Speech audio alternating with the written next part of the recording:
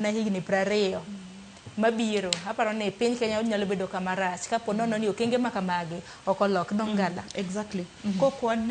Kwa loko pachwa twadhi bedo kama rach. Not even 5 years, kata mana 10 years, whichever how many years, but okonya bedo kakwa dini mbele kaka waendelea kama nyaka wan lok pachwa. Kwa loko pachwa ni maika kwa twadhi bedo gi gaps madongo zaidi. Akoni kata ni ngama dhi tiye shamba ga maonge, ngama dhi lupo kata mana golo rech go ema koro onge nikech jo kate koro manyo kanye oko. But kwa ni ready market mag rech gi, ko wan gi internship tiegruok kata mentorship mana kaka ginyalo loso rech e yo maber, yudo ka koro onge magombo dhi oko. Nitiere cold room moro molos ne gi kanyo, gidhi oko timango ngato yudo kaka yudo chiembe. To sani yudo ka rech no onge kamida tere idiwo kode kanyo.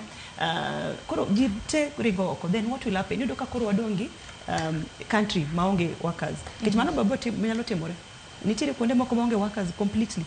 Nikech ginegi kaw joge gite kimanyo jolonyo kiyud jolonyo. Koro chudo koro chako import labor kendo. Samo import ni why import at a very cost high cost. Magindo Kenya sustain. Kaka example maro kata